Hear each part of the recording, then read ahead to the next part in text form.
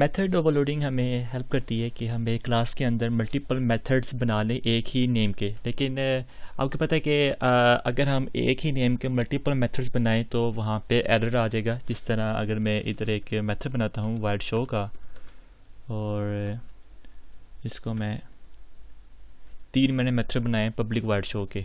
अब यहाँ पे एरर मुझे वो ये दे रहा है कि जो शो आप फंक्शन बना रहे हो यही सेम नेम का फंक्शन पहले बना हुआ है, ठीक है। तो इसको आप किस तरह ओवरकम कर सकते हो, उसके लिए आपको ना मेथड को ओवरलोड करना पड़ेगा।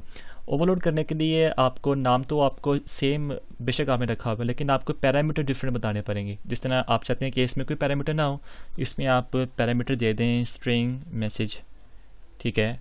और वो मैसेज आप इसकी बॉडी में कहीं पर भी आप यूज़ कर सकते हो। इसी तरह आप चाहते हो कि यहाँ पे ना इंट एज भी आए साथ और स्ट्रिंग मैसेज भी जाए साथ, ठीक है। तो अब हमें फ़ायदा क्या होगा इस अप्रोच से कि जब हम program.cs क्लास में आएंगे तो यहाँ पे जब मैं स्टूडेंट का ऑब्जेक्ट बनाऊंगा तो मुझे अब std डॉट जब मैं शो करूँगा यहाँ पे सिर्फ एक ही फंक्शन शो होगा, ठीक है।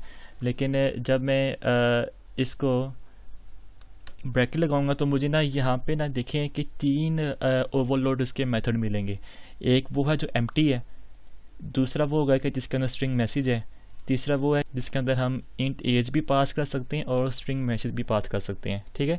तो मैं ज़रा क्या करता हूँ कि यहाँ पे वापस आता हूँ और ज़रा इसको ना सही तरह एक पूरी क्लास बना लेता हूँ। इधर मैं लिखता हूँ प्राइवेट इंट एज, और यहाँ पे ना मैं एक कंस्ट्रक्टर बनाता हूँ पैरामीटर कंस्ट्रक्टर,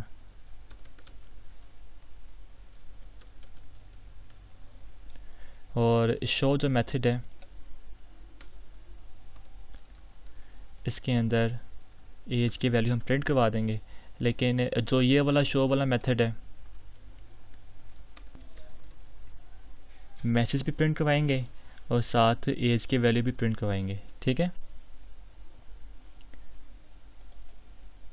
और अगर आप ये वाला देखें, मैं ना ज़रा इसका जो वेरिएबल का नेम है वो इसको ए कर देता हूँ ताकि आपकी कन्फ्यूजन दूर हो जाए।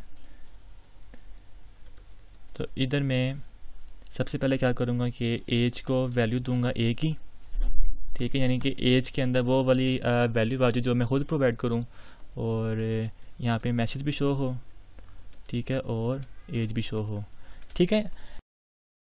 और इसके अंदर देखें डिफ़ॉल्ट कंस्ट्रक्टर नहीं है, इसलिए ये मुझे एरर दे रहा है। आप डिफ़ॉल्ट कंस्ट्रक्टर भी आप बना सकते हो, यानी कि फिर कंस्ट्रक्टर भी ओवरलोड हो जाएगा, ठीक है। तो डिफ़ॉल्ट कंस्ट्रक्टर के लिए आप CTOR आप प्रेस करें टैब और ये आपका बन जाएगा, ठीक है। तो इसके अंदर आप डिफ़ॉल्ट वैल्यू आप एज को 0 दे दें। ओके, ये मैंने ना डिफ़ॉल्ट कंस्ट्रक्टर बनाया है। तो मैं यहाँ पे आता हूँ और यहाँ पे ना मैं std डॉट शो का मेथड कॉल करता हूँ और देखता हूँ तब मुझे क्या शो होगा। कंट्रोल F5 प्रेस करता हूँ तो देखिए तब मुझे शो होगी 0 वैल्यू।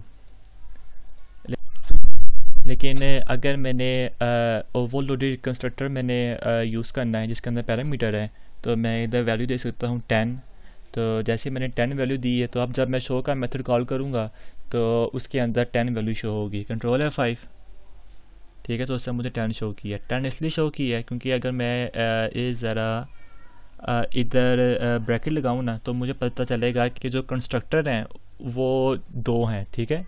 यानी कि उसके ओवरलोड 2 हुए हैं, एक तो डिफ़ॉल्ट है और एक तो ये कि जिसमें आप पैरामीटर पास कर सकते हो। तो जब मैंने पैरामीटर पास कर दिया तो एज की वैल्यू 10 हो गई। इसी तरह अगर मैं यहाँ पे देखूँ ना तो मेरे पास 3 तरह के मेथड हैं, ठीक है। तो मैं अगर ऐसा मेथड कॉल करना चाहता हूँ कि जिसमें साथ में मैसेज भी देना चाहता हूँ, मैं मैसेज दे देता हूँ कि माई एज इज़, तो अब कौन सा मेथड कॉल होगा जिसके अंदर पैरामीटर मैसेज है।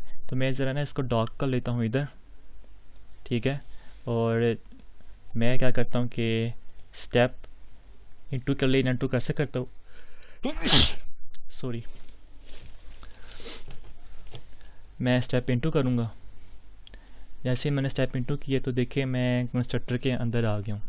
तो कौन से कंस्ट्रक्टर के अंदर आया हूँ कि जिसके अंदर हम पैरामीटर पास कर सकते हैं इंटीजर का। तो मैं पैरामीटर की वैल्यू लेके आ गया 10, तो वो 10 वैल्यू मैं एज को दे दूँगा। तो साथ ही ये मतलब फंक्शन क्लोज होगा, तो यानी कि कंस्ट्रक्टर क्लोज होगा, तो मैं बाहर आ जाऊँगा। अब ये वाला फंक्शन कॉल होगा, तो इसका भी मैं स्टेप इंटू करता हूँ, तो देखता हूँ शो का कौन सा मेथड कॉल होगा। तो शो का वो वाला मेथड कॉल होगा जिसके अंदर पैरामीटर स्ट्रिंग का होगा। ठीक है, तो वो पहले फाइंड करेगा कि शो फंक्शन है, फिर देखेगा कि उसका पैरामीटर स्ट्रिंग वाला मिलेगा तो वो उसके अंदर जाएगा। तो देखें वो इसके अंदर आ गया। ठीक है, अब क्या होगा कि स्टेप ओवर और मैसेज भी प्रिंट करेगा। ये देखें माई एज इज़, और साथ एज की जो वैल्यू है 10 वो भी इसने प्रिंट कर दी है। ठीक है, इसी तरह अगर मैंने यहाँ पे ये यूज़ किया होता है std.show, और यहाँ पे मैं एज भी दे रहा हूँ 21 और मैसेज भी दे रहा हूँ कि माई योर एज इज़ 20। ठीक है, और सेमीकोलन मैं इसको रन टू कैसे करता हूँ। तो पहले आपको पता है कौन सा कॉल होगा जो कि जिसके अंदर इंटीजर वैल्यू है, तो मैं स्टेप इनटू की बजाय स्टेप ओवर करूँगा। स्टेप ओवर करूँगा तो वो उस फंक्शन के अंदर नहीं जाएगा, ठीक है, आगे चला जाएगा। तो ये वाला फंक्शन आपको पता है कि जब कॉल होगा तो वो वाला कॉल होगा जिसके अंदर स्ट्रिंग पैरामीटर है।